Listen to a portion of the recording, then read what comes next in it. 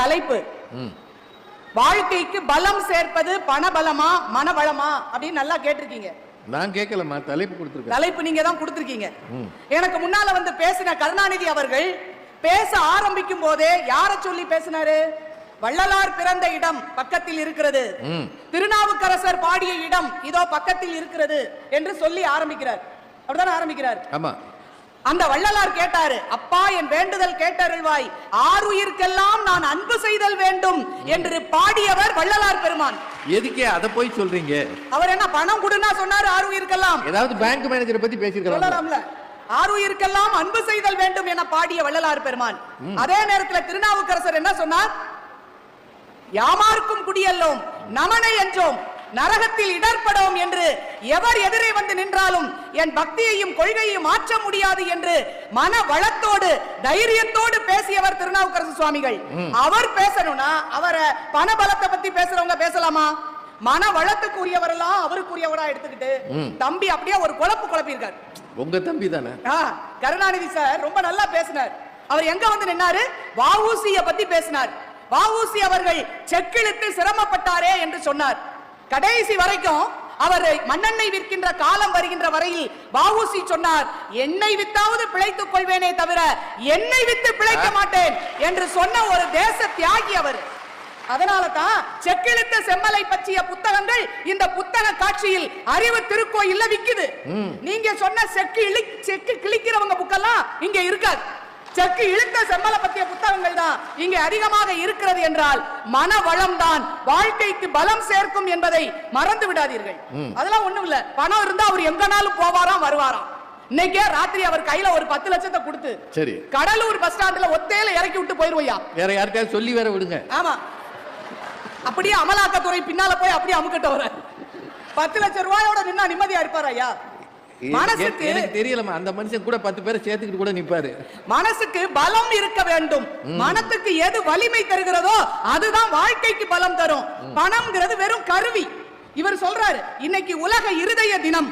அந்த பேப்பரை பார்த்த உடனே யாருக்கு எது கண்ணில் படணுமோ அதான படணும். உலக இருதய தினத்துல ஆபரேஷன் பண்றதுக்கு எவ்வளவுன்னு அமௌண்ட் போட்டிருக்காங்களா, அதை இஎம்ஐல எப்படி கட்டுறதுன்னு பார்த்து எனக்கு அதிர்ச்சி ஆயிருச்சுனாரு. இதான் அவங்க அணியோட கோலம். பேப்பர்ல பார்த்தது தான் சொல்றாரு. பார்த்தது தான் சொல்றாரு. நடுவர் அவர்களே, இருதய ஆபரேஷன் செய்வதற்கு பணம் வேண்டும். ஆனால் இருதய நோயே வராமல் இருக்க வேண்டும் என்றால் மன அழுத்தம் இல்லாமல் இருக்க வேண்டும் என்று அதுலயும் ஒரு காரணம் போட்டிருக்காங்க. மன அழுத்தம் இருக்கக்கூடாது. மன நெருக்கடி, மன அழுத்தம் இல்லாம மனதை வளமாக வைத்துக் கொண்டால் இருதய பிரச்சனையே வராதையா? காசு இல்லைன்னா மன அழுத்தம் வருதுன்னு அவர் சொல்றாரு. பணம் இருக்கிறவங்களுக்கு தான் அதிகமான மன அழுத்தம் இருக்கு. இதை நம்ம பத்திரமா காப்பாத்துவோமா? நம்ம கையில இருக்கிற பொருளை நமக்கு பிறகு வர்ற நம்ம பிள்ளைகள் பத்திரப்படுத்துமா? இல்ல யாரும் அடிச்சிட்டு போயிருவாங்களா? ஈடி வந்துருமா? இந்த பயத்திலே இருக்கிறவங்களுக்கு தான் இதய நோய் வருமா? மற்றவங்களுக்கு வராது. மன வளத்தோடு இருப்பவர்களுக்கு பிரச்சனை வராது என்பதை அறிந்து கொள்ள வேண்டும். அவர் என்ன சொல்றாரு? நாட்டின் வளம் என்பது தொழில் வளம். பிள்ளைகளுக்கு ஃபீஸ் கட்டணும்னா போட்டு விடுறாங்க பணம். அந்த பணத்தை ஒரே அடியாக ஒரு வருடத்துக்கு வேண்டியதை கட்டிடுவாங்களாம், பணம் நிறைய இருந்தா. அப்படித்தானே சொன்னாரு? ஆமா. அப்படித்தான் கல்வியை நினைத்துக் கொண்டிருக்கிறோம். பணம் சம்பாதிப்பதற்கான கல்வி என்று நினைத்து பெரிய அளவுல பணத்தை கட்டி பிள்ளைகளை பள்ளிக்கூடத்துல சேர்க்கிறதோட மறந்துடுறோம். பிள்ளைகளின் கல்வி அவர்கள் மன வளத்தை வளர்க்கிறதாங்கிறது நம்ம கவனிக்கல. இருக்கா இல்லையா? இன்னைக்கு நம்ம காலத்துல படிக்கின்ற போது நல்லொழுக்க வகுப்பு, மாறல் வகுப்பெல்லாம் இருந்தது. இப்ப உள்ள கல்வியில அது இல்ல. அதனால தான் இன்னைக்கு ஒரு கவிஞன் எழுதுகிறான், நாங்கள் எல்லாம் பள்ளிக்கூடத்துக்கு போகும்போது புத்தகத்துக்குள் மயில் இறகை மறைத்து வைத்து கொண்டு போனோம் குட்டி போடும் என்று, நீ ஏன் கட்டி வைத்து எடுத்து போனாய் குட்டி போடுவேன் என்று ஒரு மாணவனின் நிலையை பார்த்து இன்னைக்கு எழுதுகிறார்கள் என்றால் பணம் மட்டும் பெருசுன்னு நினைக்கிறதுனால வர்ற விளைவு இது. நடுவர் அவர்களே, அமெரிக்கால ஒரு அம்மா பள்ளிக்கூடத்துல டீச்சருக்கு போன் பண்ணி திட்டி இருக்காங்க. ஸ்கூலுக்கு போன் பண்ணி, என் பையன் உங்க வகுப்புல படிச்சுட்டு இருக்காரு, பையன்ட்ட நீங்க கேட்டிருக்கீங்க, பணியால் பாதிக்கப்பட்ட மக்கள், வீடு இழந்த மக்களுக்கு வீடு கட்டி கொடுப்பதற்கான நிவாரணத்துக்கு பணம் கொடுக்க வேண்டும் என்று நீங்க சொல்லியிருக்கீங்க பிள்ளைகள்கிட்ட. அதற்காக அவன் வந்து என்கிட்ட, அம்மா நான் பணம் கொடுக்கட்டா அப்படின்னு வந்து என்கிட்ட கேட்கிறான். கேட்டுட்டு அந்த அம்மா சொல்லியிருக்காங்க, அவன் எப்படி அப்படி வந்து என்கிட்ட கேட்பான்? கொடுத்து விட்டு வந்தல்லவா என்னிடம் சொல்லி இருக்க வேண்டும், உங்கள் கல்வியில் என்ன குறை இருக்கிறது என்று ஒரு அம்மா பேசுறாங்கன்னா, பணத்தை மற்றவர்களுக்காக செலுத்துறதுல தான் சிறப்பான வாழ்க்கை இருக்கிறதே தவிர பணத்தை நான் மட்டுமே வைத்துக் கொண்டு பணம் சேர்த்துக்கிட்டே இருக்கிறது பலம்னு சொல்றதை ஏத்துக்க முடியாது. நடுவர் அவர்களே, சின்ன வயசுல நம்ம எல்லாம் ஒரு கதை படிச்சிருப்போம். ஒரு ராஜா இருப்பாரு ஒரு நாட்டுல. அங்கேயும் ராஜா தானா? ஆமா. சரி. ஆமா, நீங்க மனசுக்கு ராஜா, எல்லாருக்கும் பிடித்த ராஜா, அவர் நாட்டுக்கு ராஜா. அப்படி ஒரு ராஜா இருந்தாரு. அவருக்கு ஒரு நாள் அவர் காதுல விழுகிறது. அவர் அரண்மனைக்கு வெளியே அஷ்டலட்சுமிகள் 8 பேர் வந்து கூடி பேசுறாங்களாம். இந்த ஊருக்கு, இந்த நாட்டுக்கு நம்ம வந்து ரொம்ப நாள் ஆயிருச்சு, அதனால இங்க இருந்து நம்ம போயிடுவோம், அடுத்த நாட்டுக்கு போக வேண்டி இருக்கும், ஏதாவது ஒரே ஒரு லட்சுமியை மட்டும் விட்டுட்டு போவோம். அந்த ராஜா ரொம்ப நல்ல ஆட்சி நடத்துறாரு, அதனால ஒரு லட்சுமியை மட்டும் விட்டுட்டு போவோம்னு சொல்லி ராஜாட்ட கேக்குறாங்க. அப்ப ராஜா சொன்னாரு, அஷ்டலட்சுமியில ஒரு லட்சுமி தானே, அப்ப தைரிய லட்சுமியை என்கிட்ட விட்டுட்டு மத்தவங்க வேணா போய்க்கலான்னாரு. சொன்ன உடனே மற்ற லட்சுமிகள் எல்லாம் போனாங்களாம். போய்விட்டு மீண்டும் அத்தனை பேரும் திரும்பி இந்த நாட்டுக்கே வந்தார்கள். அவர்கள் சொன்னார்கள், தைரிய லட்சுமி இல்லாத இடத்தில். கேக்குதா மைக்கு ஏதோ போய் வருதுயா? ஐயா கேக்குதா ஐயா, இது பேச்சு மேடையா, நீங்க அங்க உட்காந்து பேசிக்கிட்டே இருக்கீங்க, மைக்கை சரி பண்றதுனா கஷ்டம் ஐயா. நாங்க பேசணுமா? அங்க பேசிக்கிட்டே இருந்தீங்கன்னா மைக் எப்படி சரியாகும்? மானிட்டர் கேட்க மாட்டேன், ஒரு வாய்ஸ் எங்கேயோ போகுது. அதை ஆப்ரேட் பண்ண தெரிஞ்சவங்க தானே இருக்கீங்க. ஏன் மைக்கு பரவாயில்ல, அவங்க பேசுறது சரியாவே இல்லை. கொஞ்சம் மானிட்டர் கரெக்ட் பண்ணுங்கய்யா. கேக்குதா? எனக்கு பேசுங்கம்மா. அவர் அந்த தைரிய லட்சுமி மட்டும் போதும் அப்படின்னு சொன்ன உடனே மற்ற லட்சுமிகள் எல்லாம் சொன்னாங்களாம், தைரிய லட்சுமி இல்லாத இடத்தில் எந்த லட்சுமியும் இருக்க முடியாது என்பதால் தைரிய லட்சுமி இருக்கிற நாட்டுக்கே நாங்கெல்லாம் வந்துட்டோம் அப்படின்னு சொல்றாங்கன்னா, மனதை பலமாக வைத்துக் கொள்கின்ற மனபலம் தான் வாழ்க்கைக்கு பலத்தை சேர்க்கும். நடுவர் அவர்களே, கருணாநிதி சார் பேசும்போது சொல்றார், என்னவா கோழிக்கு நிறைய உணவை போட்டா அது கூட பாவமா, அரிசி அள்ளி போட்டா பாவமா, கோழியை வெட்டி தின்னா சந்தோஷமா, சரியா போயிடும். புரட்டாசி மாசம் ஐயா. ஓ புரட்டாசி வேண்டாம் வேண்டாம், நான் சொன்னதை அழிச்சிருவோம். நடுவர் அவர்கள் அப்ப என்ன செய்யலாம்? கோழிக்கு அரிசி அள்ளி போடக்கூடாதான். கருணாநிதி சொல்றாருல, பேசாம கோழிக்குள்ள காசெல்லாம் பேங்க்ல போட்டுருங்க, அதுக்கு என்னென்ன தேவையோ அதுவா வாங்கி சாப்பிட்டுக்கிடும், அப்படி விட்டுலாமா ஐயா? என்ன பேச்சு பேசியிருக்காங்க நடுவர் அவர்களே. காந்தி என்ற அந்த ஒற்றை மனிதரின் மனவளம் தான் வெள்ளைக்காரர்களின் பெரிய ஆயுதங்களை எல்லாம் எதிர்த்து நிற்பதற்கு நின்றது என்றால் பணபலம் பெருசா மனவளம் பெருசான்னு பாருங்க. அதான் சொன்னா ஒரு கவிஞன், ஓர் அங்கி அணிந்து பீரங்கி முன் நின்றார் நம்முடைய காந்தி என்று எழுதுகிறார் என்றால் மனவளத்தோடு இருப்பதுதான் வாழ்க்கைக்கு பலம் சேர்க்கும்ங்கிறத மறந்து விடக் கூடாது. ரொம்ப அழகா சொன்னார், பணம் பேசும். கருணாநிதி சார் சொன்னார், பணம் பேசும் அப்படின்னார். பணம் பேசுமா? பணம் பேசாம ஊமையா போன இடம் நிறைய உண்டு, பணம் ஊமையாக போன இடம் நிறைய உண்டு. நடுவர் அவர்களே, பிரிட்டன்ல ஒரு பணக்காரர் இருந்தாரு, ரூத் சைட்னு அவருக்கு பேரா, பெரிய பணக்காரர், ரூத் சைட்னு அவருக்கு பேரு. அரசாங்கத்துக்கே கடன் கொடுக்கிற அளவுக்கு மிகப்பெரிய கோடீஸ்வரர். அவர் வீட்டுல ரகசிய அறை வைத்து கையில் இருக்கிற ரொக்க பணத்தை எல்லாம் உள்ள அடுக்கி வச்சிருப்பாரு. ஒரு நாள் அப்படி உள்ள போய் அந்த ரகசிய அறைக்குள்ள போய் அவர் எண்ணிக்கிட்டு இருக்கும் போது அந்த கதவு வந்து தெரியாம உள்ள பூட்டிருச்சு. அந்த ரகசிய கதவினுடைய அறை பூட்டி விட்டது. இவர் கத்துறாரு, கதறாரு, தட்டுறாரு, எங்கேயும் கேட்கல. ஏன்னா அவர் இருக்கிறது சாதாரண வீடு இல்ல, மிகப்பெரிய அரண்மனை. இங்க உள்ள கத்தினா பாதாள அறையில் கத்தினால் வெளியே கேட்காது. அப்படிப்பட்ட இடத்துல இவர் கத்தி கதறி பசிக்கு தாகத்துக்கு எதுவும் இல்லாம தவிக்கிறாரு. வெளியே இருக்கிற வேலைக்காரங்க பாக்குறாங்க, அவர் எந்த நேரத்துல இருப்பாருன்னு சொல்ல முடியாதான். திடீர்னு உலக பயணங்கள் போறவரு, அதனால அவெல்லாம் நினைச்சுக்கிட்டாங்க அவர் எங்கேயோ உலக பயணம் போயிருக்காரு நினைச்சு தேடல. கடைசியில் தண்ணி இல்லாம சாப்பாடு இல்லாமல் சுத்தி இருக்கிற பணத்தை திங்க முடியாமல் தவித்து தவித்து கடைசியில உயிர் போகும்போது தன் கையை காயப்படுத்தி கொண்டு சுவர்ல எழுதினாரா, உலகின் மிகப்பெரிய பணக்காரன் பசியாலும் தாகத்தாலும் செத்து போகிறான் என்று எழுதி வைத்து விட்டு அந்த பணத்து மேலேயே விழுந்து இறந்து போய்விட்டார் என்றால் உங்க பணம் எங்க வந்து பேசும் சொல்லுங்க பாப்போம். பணம் பேசுதான். நடுவர் அவர்களே, நம் ஊர் அறிய பகட்டாக வாழ்றது பணம் இல்ல, அது பண வாழ்க்கை இல்ல. ஊர் நன்மை அறிவதற்காக, ஊருக்கு நன்மை செய்வதற்காக வாழ்றதுதான் மிக சிறப்பான வாழ்க்கையாக இருக்க முடியும். அதை நம்ம மறந்துடக்கூடாது இல்லையா? நம் நாட்டுக்கு உலகத்துக்கே மூலதனம் என்ற ஒரு நூலை கொடுத்தவர் கார்ல் மார்க்ஸ் அவர்கள். கார்ல் மார்க்ஸ் அவர்கள் கஷ்டப்பட்டு மிக வறுமையில இருந்தார். அவங்க சொன்னது போல பணம் இல்ல அவருக்கு. ஆனால் வறுமையில் இருந்து அந்த மூலதனம் என்ற நூலை பல ஆண்டுகள் தவம் இருந்து எழுதினார். கடைசியில் அவர் வீட்டு பிள்ளை, அவர் குழந்தை இறந்து போகிறது. இறந்து இறுதி கடன் செய்து விட்டு வந்து அன்றைக்கு மாலையிலே எழுத ஆரம்பிச்சாராம். அப்ப அவங்க மனைவி ஜென்னி வந்து கேக்குறாங்க, ஏயா இன்னைக்கு தானே பிள்ளைய புதைச்சிட்டு வரோம், இன்னைக்கும் நீங்க எழுதணுமா அப்படின்னு கேட்டப்போ காரல் மார்க்ஸ் சொன்னாரா, இல்லை ஜென்னி, இன்றைக்கு நம்ம வீட்டு பிள்ளை மருந்தில்லாமல் இறந்தது போன்ற நிலைமை உலகத்தில் வேறு எந்த குழந்தைக்கு வரக்கூடாது என்ற எண்ணத்துக்காக எழுதுகிறேன் அப்படின்னு சொல்றாருனா, அப்படிப்பட்ட மனவளம் தான் வாழ்க்கைக்கு பலத்தை சேர்க்கும் என்பதை மறந்து விடாதீர்கள். நடுவர் அவர்களே, ரொம்ப அழகா அப்துல் கலாம் ஐயா பத்தி எல்லாம் பேசினாங்க. எல்லாரும் அப்துல் கலாம் ஐயா பத்தி பேசினாங்க. அவருடைய வாழ்க்கை வரலாறுல அவர் எழுதியிருக்காரு. எப்படிப்பட்ட மென்மையான இதயம் பாருங்க. அவர் குடியரசுத் தலைவர் மாளிகையில் இருந்த போது பாதுகாப்பு கருதி அந்த கோட்டச்சுவர் இருக்கு இல்லையா, கோட்டச்சுவர்ல பீங்கான் குத்தணும், குத்தி வைக்கணும் பாதுகாப்புக்காகன்னு சொல்லியிருக்காங்க. அப்ப சொன்ன உடனே அப்துல் கலாம் சொன்னார், வேண்டாம் வேண்டாம், அந்த பீங்கான்லாம் குத்தாதீங்க, குத்தி வைத்தீர்கள் என்றால் நிறைய புறாக்கள் வருகிறது, அது உட்கார்ந்து அதன் உடல் காயப்பட்டு விடும், அதற்காக அதை குத்தாதீர்கள் என்று சொன்னாரா நம்முடைய கலாம் ஐயா அவர்கள். அவ்வளவு மென்மையான உள்ளத்துக்கு சொந்தக்காரர் என்பதால் தான் அவர் மறைந்த போது நாடே திரண்டு போய் ராமேஸ்வரத்தில் அஞ்சலி செலுத்தியது என்றால் அதுதாங்க நல்ல மனசுக்கு இருக்கின்ற பெருமை.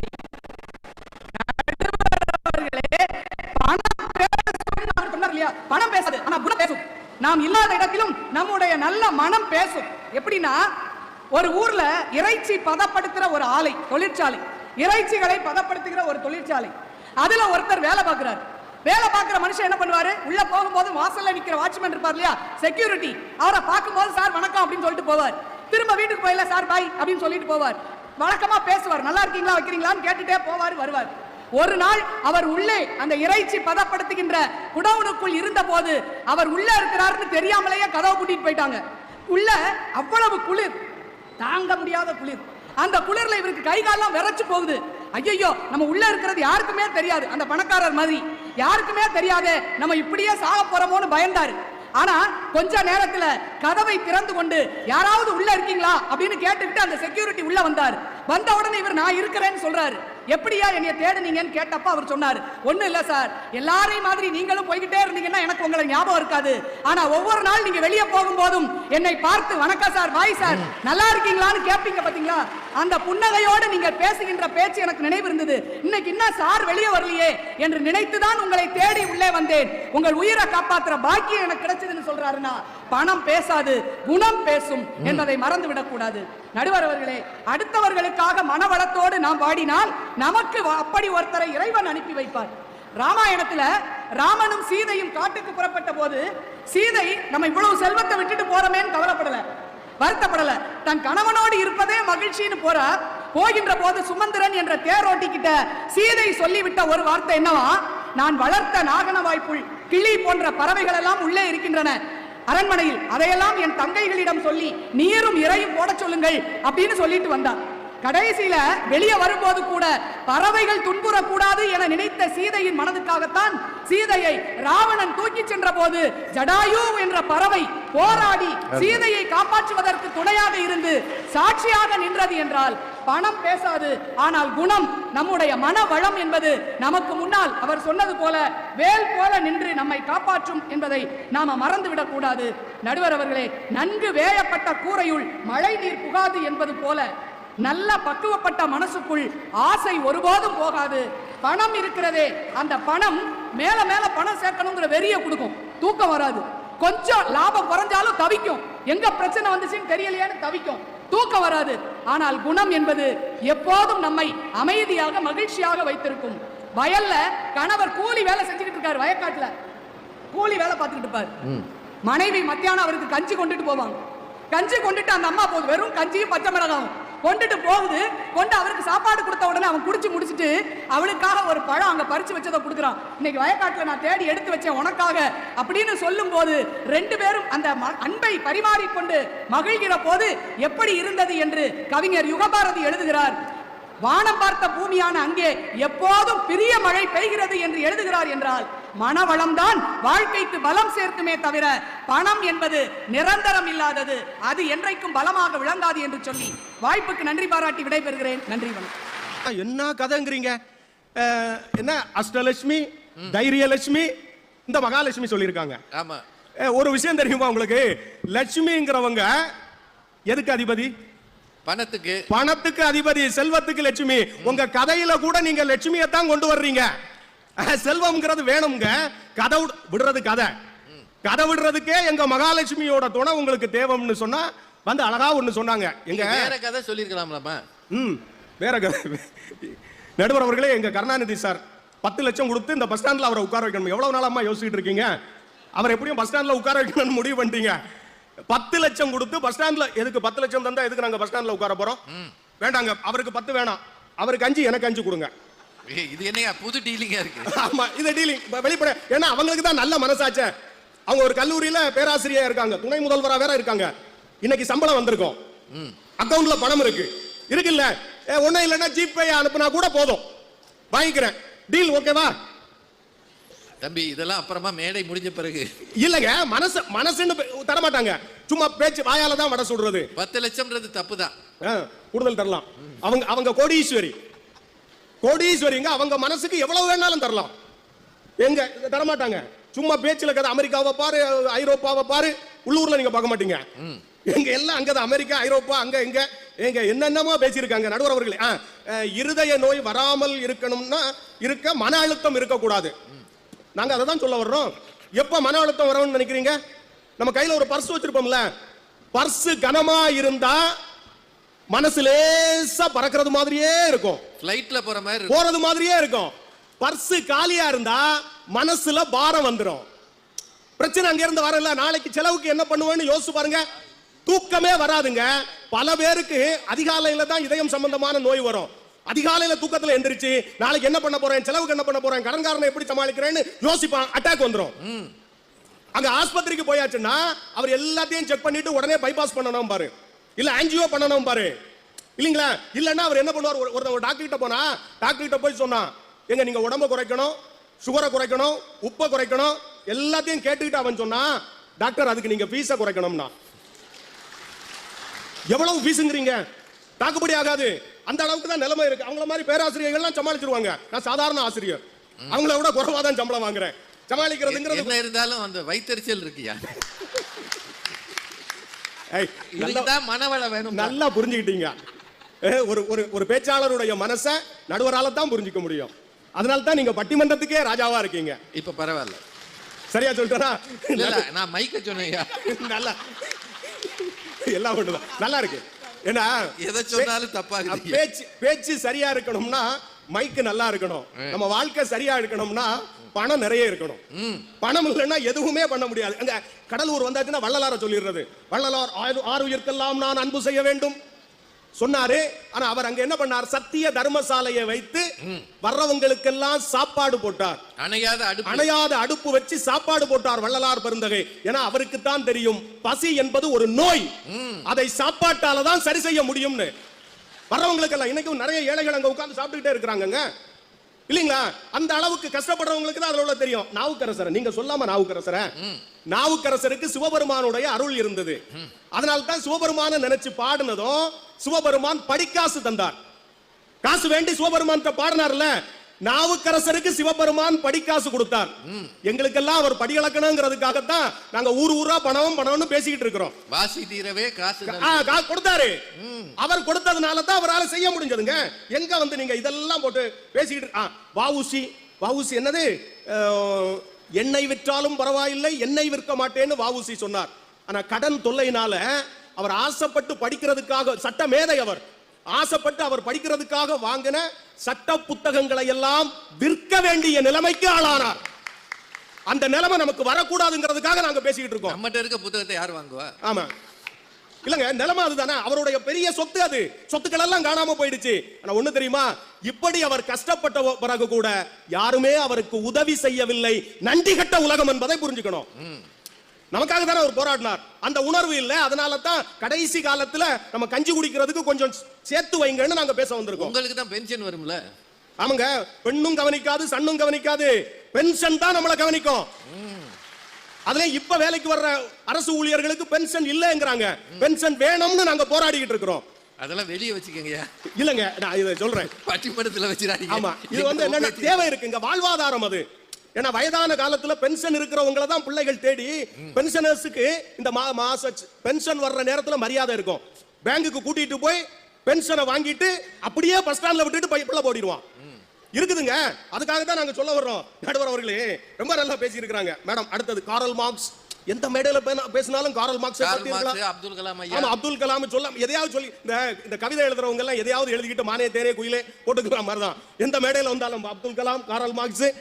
காரல் மார்க்ஸை பார்த்தீர்களா? அவர் சிரமப்பட்டார், குடும்பம் வறுமையில் இருந்தது. ஆனால் அவருக்கு ஃபிரெடரிக் ஏங்கல்ஸ் என்று சொல்லக்கூடிய வசதியான நண்பன் உதவி செய்தான். பணம் கொடுத்து உதவி பண்ண. அவர் பெரிய செல்வந்த குடும்பம். அவர் சொத்துக்களை எல்லாம் அவரை விட்டுட்டு அவருடைய வருமானங்களை எல்லாம் கொடுத்தார். அதனால அவரால் வாழ்க்கையை ஓட்ட முடிஞ்சது.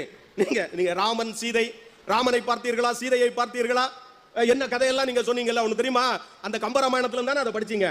அந்த கம்பராமாயணத்தை கம்பர் எழுதுவதற்கு சடையப்ப வள்ளல் என்று சொல்லக்கூடிய வள்ளல் உதவி செய்தார். அவர் உதவி செய்ததனால தான் எழுத முடிஞ்சது. பெரிய புராணம்ங்கிற மிகப்பெரிய நூல் இருக்குதுன்னா அனபாய சோழன் அவருக்கு உதவி செய்தார். இப்படிதான் வள்ளல்கள் இருந்ததுனால தான் அவரால் எழுத முடியுங்க. மிகப்பெரிய புத்தக கண்காட்சி இருக்கு. பதிப்பாளர்கள் தன்னுடைய மொத்த முதலையும் போட்டு புத்தகங்களை தயார் பண்ணி இருக்கிறாங்க. எழுத்தாளருடைய மொத்த சொத்துமே அதுதான். புத்தகத்தை நாம வாங்கினா பதிப்பகம் வளரும், எழுத்தாளர்களுடைய வாழ்வும் வளம் பெறும். அதுக்காக நம்ம புத்தகம் வாங்கணும். அதுக்காகவாவது வாங்கணும். ஏன்னா இந்த மண்ணில் மகாகவி பாரதி என்கின்ற அற்புதமான கவிஞன் இருந்தான். அவனை வெள்ளையர்கள் மட்டும் துரத்தவில்லை, வறுமையும் துரத்தியது என்பதை மறந்துவிடக் கூடாது. வறுமையும் துரத்தியது. மகாகவி பாரதி வாழ்க்கையில நடந்த ஒரு சம்பவத்தை சொல்றேன். அவர் வீட்டில் இரவு தூங்கிட்டு இருக்கிறார். நள்ளிரவு நேரம் அவருடைய வீட்டு கதவு தட்டப்படுகிறது. வழக்கம் போல காவல்துறையிலிருந்து அந்த வெள்ளை அதிகாரிகள் யாராவது வந்து அவர்கிட்ட விசாரிக்கிறதுக்காக மால்வேஷத்திலேயாவது வர்றாங்களோ அப்படின்னு நினைச்சுக்கிட்டு தான் கதவை திறந்தார். பார்த்தா அடையாளம் தெரியாத ஒரு நபர்.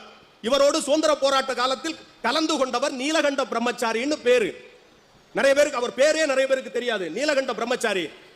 பாரதியாலேயே அவர் அடையாளம் கண்டுபிடிக்க முடியல.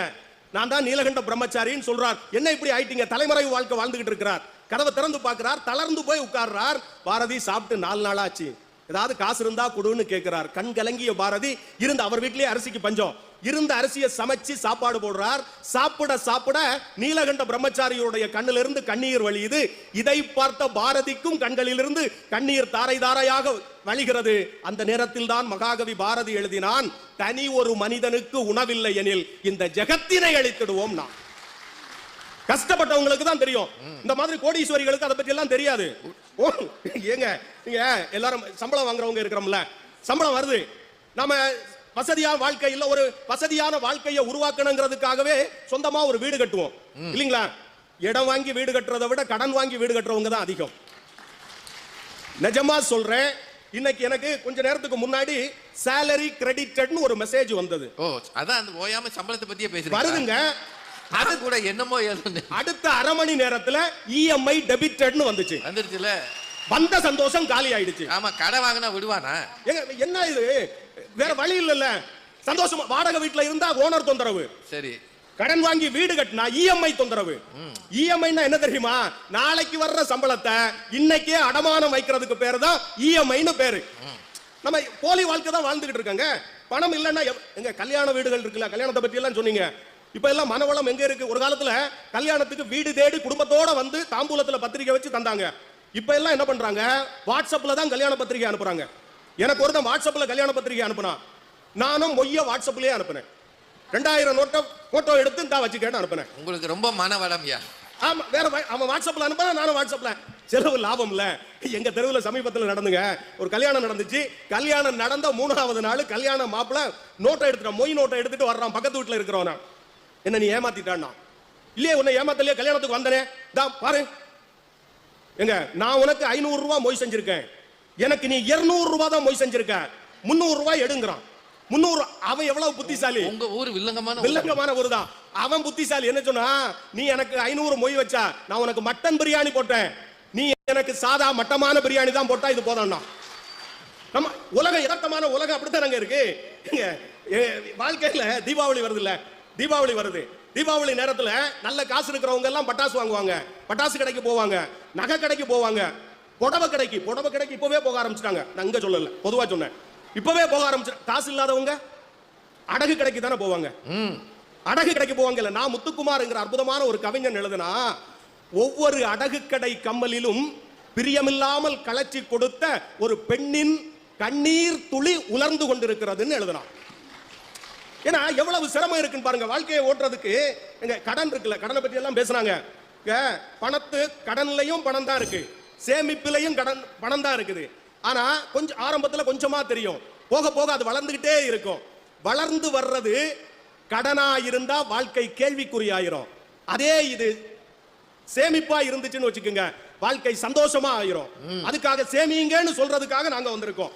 காசு இருந்தா தானே சேமிக்க முடியும். எங்க கொஞ்சம் வர்றதுல கொஞ்சம் சேமிச்சு வைப்போம்ல, சொந்தக்காரங்க இருக்காங்கல்ல, இஎம்ஐ எடுத்துறாங்கல்ல. ஆமா, எடுத்தது போக சேமிப்போம், இல்ல கொஞ்சமா சேமிப்போம். தேவையில்லாம செலவுகளை குறைச்சிக்கணும், இல்லன்னா ஆபத்து வந்துரும்ங்க. சொந்தக்காரங்க சொல்றோம்ல, ஒன்னு புரிஞ்சுக்கங்க, சொந்தமா நமக்கு ஏதாச்சும் இருந்தாதான் சொந்தக்காரனே நம்மளை தேடி வருவான். எங்க சொத்து இருக்கிறவனுக்கு தூரத்து சொந்தம் எல்லாம் நெருங்கின சொந்தமா வந்துருது. ஆனா பணமே இல்லாதவனுக்கு நெருங்கின சொந்தம் கூட தூரத்து சொந்தமா மாறிடுது. அவர் யாருன்னே தெரியாதும்றான். அவனு கேக்குறேன், தெருவுல பிச்சை எடுத்துக்கிட்டு இருக்காங்கல்ல, அவங்களுக்கு எல்லாம் சொந்தக்காரங்களே இல்லையா? சொந்தங்களால் துரத்தப்பட்டவர்கள் அவர்கள், துரத்தப்பட்டவங்க.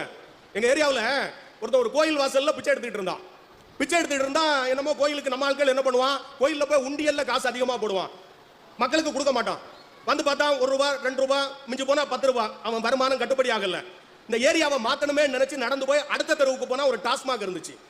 டாஸ்மாக் வாசல்ல உட்கார்ந்து இருந்தான். வந்தவன் 50 போட்டான், அடுத்தது வந்தவன் 100 போட்டான், மூணாவது வந்தவன் ஃபுல் மப்ல வந்தவன் 500 போட்டான். பார்த்தான், அரை மணி நேரத்திலே கலெக்ஷன் ஓவரா வந்துருச்சு. எந்திரிச்சு நின்று டாஸ்மாக பார்த்து கும்பிட்டுக்கிட்டே சொன்னா, தெய்வமே நீ இங்கேயா இருக்கா, நான் அங்க இருக்கான்ல இருந்தேன்னா. காசேதான் கடவுளப்பா, அந்த கடவுளுக்கும் அது தெரியுமாப்பா.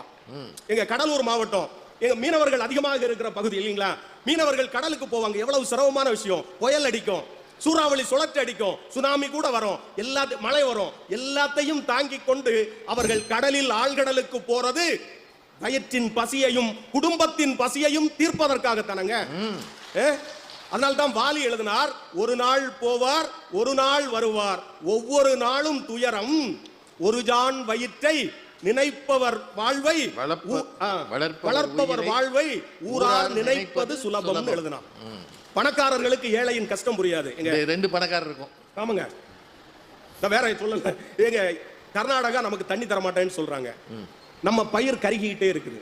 பயிர் கருகுது இல்ல, அந்த கருகிற பயிரை பார்க்கும்போது விவசாயினுடைய உயிர் எப்படி துடிக்குங்க. ஏன்னா அவன் கடன் வாங்கி தான் அந்த பயிரையே விதைச்சிருப்பான். பயிர் வளர்ந்து கடனை அடைக்கலாம்னு நினைப்பான். ஆனா கடன் வட்டியா உயர்ந்துகிட்டே இருக்கும். பயிர் கருகி தரமட்டமான அவன் நிலைமை என்ன ஆகுங்க நினைச்சு பாருங்க. அதனால தான் எங்க நெல்லை ஜெயந்தாங்கிற கவிஞர் எழுதுனா, அன்று தஞ்சையில் நஞ்சை உண்டு சாகுபடியானது, இன்று நஞ்சை உண்டு சாகும்படியானதுன்னு எழுதினான். இப்படி ஏழைகள் வாழ்வில் விளக்கேற்ற வேண்டும் என்றால் பணம் தேவை. நம்மை பாதுகாப்பாக அழைத்து செல்வதற்கும் எதிர்காலத்தை பிரகாசமாக காட்டுவதற்கும் பணம் தான் தேவை. மனம் என்பது ஒரு மாயை, பணம் என்பது நிதர்சனம். வாய்ப்புக்கு நன்றி, வணக்கம். இருந்திருந்து ராஜ்குமார் சாரை நீங்க 29ஆம் தேதி கூட்டு வந்திருக்க வேண்டாம். இருந்திருந்தும் அதை நீங்க இப்ப சொல்லியிருக்க வேண்டாம். இருந்திருந்தும் இதை நம்ம கேட்டுக்கிட்டு இருந்திருக்க வேண்டாம். அவர் தான் மொபைல்ல சேலரி கிரெடிட் ஆயிருக்கா இல்லையான்னு பார்த்தா அது ஒரு மனுஷன் அர்த்தம்.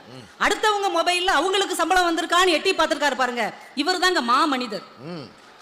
பேசுனது பூரா பாருங்க, இவங்க ஏதோ அப்துல் கலாமை பத்தியும் காரல் மார்க்ஸை பத்தியும் பேசினாங்க. உடனே சொன்னார், உடனே கொண்டு வந்துருவீங்களே கலாமை பற்றி காரல் மார்க்ஸை பத்தி, மானே தேனே மயிலே குயிலே சொன்னார்ல. இப்ப சொல்லிட்டு அவர் நடைமுறையை பேசியிருக்கணும்ல. கம்பனை பார்த்தீர்களா, சேக்கிழார்களை பார்த்தீர்களா, இப்ப நீங்க எதுக்கு சொன்னீங்க? பாரதியை பார்த்தீர்களா, ஏன் சொன்னீங்க? அப்ப நீங்க மட்டும் மானே தேனே மயிலே குயிலே போடலையா? தெரிஞ்சதை சொன்னாருமா. அவங்களுக்கு தெரிஞ்சதை தானே சொல்லுவாங்க. உங்ககிட்ட பணம் இருக்குன்றதுனால என்ன வேணா நீங்க பேசுவீங்களா? வாட்ஸ்அப்ல மொய் எழுதியிருக்காரையா ஒரு மனுஷன், உலகத்துல இவ்வளவு மோசமான மனிதரை நான் சமீபத்தில் சந்தித்ததே இல்லை. வாட்ஸ்அப்ல பத்திரிக்கை வச்சா வாழ்த்துக்கள் சொல்லிட்டு போங்க, இல்ல சொல்லாம கூட போங்க. 2000 ரூபாய் நோட் எடுத்து, அதுவும் செல்லாம போற நோட்டை போய் அதுல கூட ஒரு ஈவு இறக்க இல்லையா? இது போன மாசம் கல்யாணமா? இதுல வேற இன்னொரு கல்யாண வீட்டுல இருந்து மாப்பிள்ள 3ஆம் நாள் கிளம்பி வந்திருக்காரு. 200 ரூபாய் தான் நீ எனக்கு மொய் செய்திருக்கிறாய், மீதி 300 ரூபாயை கொடு. உடனே அவர் சொல்லியிருக்காரு, நீ மட்டமான பிரியாணி போட்டாய், நான் மட்டன். இதில் இப்படி ஒரு கேவலமான சமூகத்தை நீங்கள் எங்கேயாவது சந்தித்தது உண்டா? இல்ல. எங்க திருமணம்ங்கிறது என்னங்க? ஆண் பாலும் பெண் பாலும் அன்பால் இணைவதுதான் திருமணம் என்று வாழ்த்துவதற்கு தாங்க திருமணம். நீ மட்டன் பிரியாணி போட்டியா, மட்டன்மான பிரியாணி போட்டியான்னு வீடு தேடி வந்து மொய் கேட்பதற்கு பெயர் திருமணம் இல்லை, அது அராஜகம். அந்த ராஜ்குமார் சாரால மட்டும்தான் செய்ய முடியும். அப்படி போனவர் வேற யாரும் இல்ல, அவர் தான். மொய் நோட் எடுத்துட்டு 3ஆம் நாள்ல இருந்து ஒவ்வொரு வீடா இவ்வளவு வெளிப்படையா சில ரகசியங்களை சொல்லாதீங்க. அவர் மட்டும் எங்களை பார்த்து கோடீஸ்வரின்னு சொல்லலாமா? உண்மைன்றீங்க இல்ல, அது அவர் பார்த்தாரா? இல்ல எங்க பேங்க் அக்கவுண்ட்ல வந்து பார்த்தாரா? எங்களுக்கு 9000 ரூபாய் கோடி யாராவது போட்டு விட்டாங்களா? கோடீஸ்வரிங்க எப்படியா நீங்க எங்களை பார்த்து? நாங்க குணத்தில் கோடீஸ்வரி. எங்க கைதட்ட மாட்டீங்க, தட்டி விடுங்க.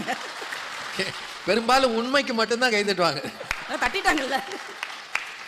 வந்ததுல இருந்து கடன் கடன். இந்த ஊர் கடலூருங்க, கடலூரை கடனூர் ஆக்கி விட்டுட்டு போயிடுவார் போல இருக்கு. அப்படி இருக்க ஒரு பேச்சு. இதுல சேமியுங்க என்று சொன்னேன். நாங்களும் சேமிக்க வேண்டாம்னு சொன்னோம், சேமியா கேசரி சாப்பிடுங்கன்னா சொன்னோம். ஏதோ அர்த்தத்தோட பேசுங்க, வார்த்தை இருக்குங்கிறதுக்குனால என்ன வேணா பேசுறாரு. பென்ஷன் பெண்ணும் கவனிக்காது, சன்னும் கவனிக்காது. கவிதை கைத்தட்டுங்க, பென்ஷன் தான் கவனிக்கும். அடுத்த கவிதை புக்கு இவரோட போட்டுருங்க. இந்த புத்தக திருவிழால ராஜ்குமார் சாருடைய கவிதை புக்கை நம்ம போட்டுருங்க, ஃப்ரீயா கொடுக்கலாம். அதுலயே சொல்றாரு, பென்ஷனை வாங்கிட்டு அப்பாவை தெருவுல இறக்கி விட்டுட்டு போயிருவாங்களாம். இப்படிப்பட்ட பிள்ளைகள் தான் நாட்டுக்கு தேவையா? நம்ம அம்மா அப்பால எத்தனை பேருங்க பென்ஷன் வாங்கினாங்க நீங்க சொல்லுங்க? நம்ம தாத்தா பாட்டியில எத்தனை பேர் பென்ஷன் வாங்கினாங்க? கடைசி வரைக்கும் நம்ம அன்பா கவனிக்கலையா?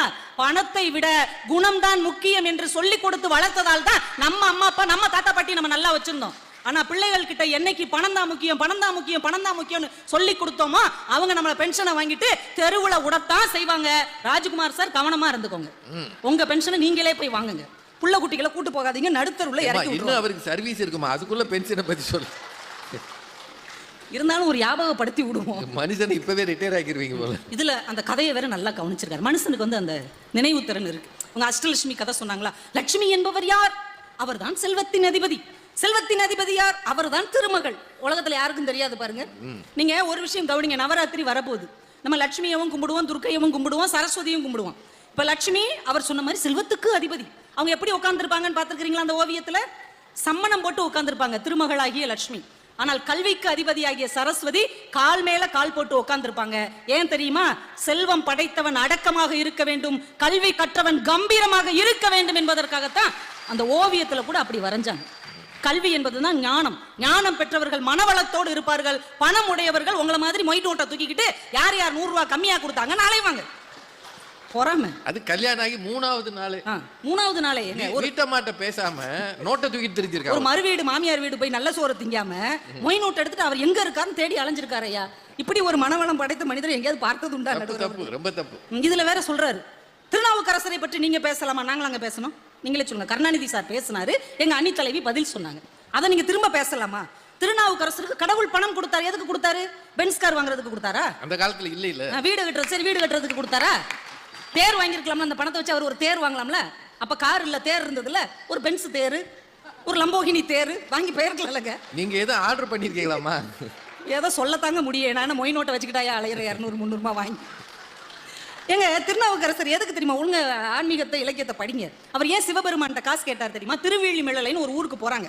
அங்க உள்ள மக்கள் பஞ்சத்துல கஷ்டப்பட்டு சாப்பிட இல்லாம சிரமப்படுறாங்க. அப்ப அவர் பாடுறாரு, வாசி தீரவே காசு நல்குவீர். இங்க உள்ள மக்களுடைய வறுமையை தீர்க்கிறதுக்காக எனக்கு பணம் கொடுங்க, இந்த மக்களை நான் காப்பாற்ற வேண்டும் என்று கேட்டது மனவளமா இல்ல தான் குடும்பத்துக்காக கேட்டாரா? என்ன ராஜ்குமார் சார் இப்படி ஆயிட்டீங்க? நீங்க நேத்து வரைக்கும் நல்லா தானே இருந்தீங்க. சம்பளம் வந்ததுல இருந்து மனுஷே மாறிட்டாரு. மாச கடைசியில மனசு மாறிடுச்சு. மனசு மாறலாம், மனுஷே மாறக்கூடாது. ஃபிரெடரிக் ஏங்கல்ஸ் என்ன செய்தார்? என்ன செஞ்சாரு? பணம் கொடுத்தாரு நண்பருக்கு. அதாங்க மனவளம். தன்னுடைய நண்பன் அறிவாற்றலோடு இருக்கிறான், இந்த உலகத்துக்கே அவன் ஒரு மிகப்பெரிய மூலதனத்தை கொடுக்க போகிறான் என்ற உடனே பணத்தை கொடுத்தாருல, அதான் நட்பு. ஆனா நீங்க ஒரு நல்ல நண்பரா? நாங்க உங்க தோழிகள் தானே. எங்களுக்கு சம்பளம் வந்ததே உங்களுக்கு பொறாமையா இருக்கு. ஆனா அவர் தான் சம்பளத்தை நண்பனுக்கு கொடுத்திருக்கிறார். அதுதாங்க மனவளம்னு பேச வந்தா எங்க பாயிண்ட பூரா இவர் எடுத்து அடிச்சு விட்டுட்டு இருக்காரு. வள்ளலாரை பத்தி நீங்க 2 பேருமே பேசக்கூடாதியா? வள்ளலாரை பத்தி பேசுறதுக்கு என்னங்க உங்களுக்கு இருக்கு? வள்ளலார் 2 துணி தான் உடுத்திருப்பார். நீங்க பாத்துக்கிறீங்களா? இடுப்புல ஒரு வெள்ளை வெட்டி கட்டியிருப்பார், ஒரு துணியை மூடி இருப்பார். சீடர்கள் கேட்கறாங்க கூட இருந்தவங்க, ஏன் அதை வெட்டி சட்டை தச்சு போட்டுக்கலாம்ல, இன்னும் கூட வசதியா இருக்கும்ல. அவர் சொன்னாரு, சார் துணியை வெட்டினால் அந்த துணிக்கு வலிக்கும் இல்லையா, அதனாலதான் அதை அப்படியே போர்த்தி கொண்டேன்னு சொன்ன ஒரு மனிதருங்க. வள்ளலார் கை கட்டியே நடப்பார். ஏன் கைவீசி நடந்தா உடலுக்கு ஆரோக்கியம் தானே. அந்த மனுஷன் சொன்னாரு, கைவீசி நடந்தால் காற்றுக்கு வலிக்குமே என்று சொன்ன ஒரு மாபெரும் மனசுக்கு சொந்தக்காரர் வள்ளல் பெருமான். அவர் என்ன மட்டமான பிரியாணியா கட்டுக்கிட்டு இருந்தாரு? வந்தவங்களுக்கு எல்லாம் சாப்பாடு போட்டுக்கிட்டு இருந்தாரியா? ஜீவகாருண்யத்தை பேசினார்ல. அவரை போய் கொண்டு வந்து மீனவர்கள் இன்னொரு வேலை ஆராய்ச்சி பண்றாரு. நாம் கடலூரில் பேசி கொண்டு இருக்கிறோம். இப்பதான் கண்டுபிடிச்சிருக்காருங்க. அவர் கடலூருக்கு வந்ததே இப்பதான் கண்டுபிடிச்சிருக்கிறார். கடலூரில் யார் நிறைய பேர் இருப்பார்கள்? மீனவர்கள் நிறைய பேர் இருப்பார்கள். அடுத்த கண்டுபிடி. மீனவர்கள் என்ன செய்வார்கள்? பிளைட்ல போய் மீன் பிடிப்பாங்க, படகுல போய் தாங்க மீனவர்கள் மீன் பிடிப்பாங்க. படகிலே கடலில் போகும்போது என்ன வரும்? சூப்பர் ஸ்டாரா வருவார், சுனாமி தான் வரும், புயல் வரும், காற்று வரும், அலை வரும், மீன் வரும். என்ன எப்படி பேசுறீங்க? எங்க ஒரு காலத்துல அவங்க பயந்தா போறாங்க. சரிங்க, இவ்வளவு சிரமங்கள் இருக்குல்ல, என்னைக்காவது ஒரு மீனவன் பயந்து போய் உள்ள போகாம இருக்கிறானா? ஏன்னா நம்முடைய மனவளம் அப்படிப்பட்டதுங்க. அந்த காலத்திலேயே கப்பல் படையை நிறுவி தாய்லாந்துல இருந்து மலேசியால இருந்து அவ்வளவு நாடுகளை கைப்பற்றிய வீரம் எங்கள் தமிழனுடைய வீரம். மீன் பிடிக்கிறதுக்கா பயப்படுவோம் நாங்க? சுனாமியிலே நாங்க சுண்டல் சாப்பிடுறவங்க. சூறாவளியிலே சும்மிங்க போடுறவங்க. இல்ல நீங்க சுண்டல்ன்றது சரிதான், தசரா வரப்போகுது இல்ல, அதனாலதான் சொல்றோம். இதுல அவர் கருணாநிதி சார் அந்த வந்து அணியே பாருங்களேன், ஒரு டைப்பா இருக்கிறாங்க. இவங்க நம்ம ரேவதி அக்கா ஒரு வீடு கட்டுவாங்களாம். நம்ம எல்லாம் போய் அவங்களுக்கு மொய்க்கவர் கொடுப்போமா, அதுல என்ன எழுதி இருக்குமா, வாழ்க வளமுடன் மனசார வாழ்த்துக்கிறோம், இப்படி எல்லாம் எழுதுனா அவங்க அழுவாங்களா? சரி, கருணாநிதி சார் வீடு கட்டுறாரு, அவர் வீடு கட்டுவார்ல, உடனே எல்லாரும் மொய் எழுதுறாங்க. இவர் அந்த மொய்க்கவரை பிரிச்சு பாக்குறாரு. 2000 ரூபாய், பழைய 1000 ரூபாய், பழைய 500 ரூபாய். ரூபா தானங்க இது, இதை வச்சு அவர் சந்தோஷப்படுவாரா? பணம் தானே சந்தோஷப்படுவாரா? ஏன் சந்தோஷப்பட மாட்டாரு? அந்த பணம் செல்லாமல் போய்விட்டது. பணம் என்றைக்காவது ஒரு நாள் செல்லாமல் போவதற்கு வாய்ப்பு இருக்கிறது. ஆனால் வாழ்க வளமுடன் என்று மனதார வாழ்த்துகிற வாழ்த்து என்றைக்கு நிலைச்சு நிற்கும். நாங்களும் இஎம்ஐ கட்டுவோம், ஆனா சந்தோஷமா கட்டுவோம். ஐயோ ஐயோ ஐயோன்னு அழமாட்டோம். நம்ம தானே வீடு கட்டி இருக்கோம், நம்ம தானே இஎம்ஐ கட்டணும். நீங்க வீடு கட்டினா கருணாநிதியா வந்து இஎம்ஐ கட்டுவாரு? நான் கட்டின வீட்டுக்கு நான் தாங்க இஎம்ஐ கட்டணும். எங்க அம்மா அப்பா காலத்துல வாடகை வீட்டுல கஷ்டப்பட்டாங்க. இன்னைக்கு கடன் வாங்கினா கூட நான் சொந்த வீட்டுல இருக்கிறேன், என் சொந்த பந்தங்களோடு இருக்கிறேன் என்கின்ற மகிழ்ச்சியோட கட்டுறேன். பாத்தீங்களா, அதுதான் மனவளம் என்பதை தயவு செஞ்சு புரிந்து கொள்ளுங்கள். வாவுசியை பத்தியும் நீங்க தான் பேசுறீங்க, அநியாயம் பண்றீங்க. அவங்க அணிக்காருங்க. ஏமா அவங்க என்ன பேசுறோம்னு நீங்க எப்படிமா முடிவு பண்ண முடியும்? அக்கா எதை வேணாலும் பேசலாமா நடுவர் அவர்களே? அதுக்கு பதில் சொல்லுங்க. அதுக்காக ஏன் பேசுனீங்கன்னு கேட்டா, செக்கிழுத்த செம்மல் அப்படின்னு அவரை சொல்றோமே, செக்கிழுத்தாருங்க வாவுசி. இவர் தான் வருத்தப்படுறாரு, கருணாநிதி சார் தான் வருத்தப்படுறாரு. ஆனால் வாவுசி வருத்தப்பட்டாரா? எவ்வளவு சிரமமான அந்த செக்கை நீங்க இழுத்தீங்களே, உங்களுக்கு சங்கடமா இல்லையா? வாவுசி என்ன பதில் சொன்னார் தெரியுமா? செக்கா இழுத்தேன், நான் என்ன செக்கா இழுத்தேன், இந்திய தாய் அமர்ந்திருந்த திரு தேரை அல்லவா நான் இழுத்தேன் என்று சொன்னவர் இல்லையா வாவுசி? அதுதான் மனவளம், அதுதாங்க மனவளம். எவ்வளவு பெரிய சூழ்நிலையிலும் அவர் கடைசியில நான் மன்னனை வித்தேன் வருத்தப்படலைங்க, இந்த தேசம் சுதந்திரம் அடைவதை பார்க்காமல் போகிறேனே என்று மட்டும்தானே வருத்தப்பட்டார். என்ன பேச்சு பேசியிருக்கீங்க நடுவர் அவர்களே? நம்ம உலக பணக்காரர்கள் பேசுறோம் இல்லையா? உலகத்தின் மிகப்பெரிய பணக்காரர்களான பில் கேட்ஸ், வாரன் பஃபெட் இவங்க எல்லாம் சேர்ந்து கிவிங் பிளட்ஜ் அப்படின்னு ஒரு அமைப்பு வச்சிருக்காங்க.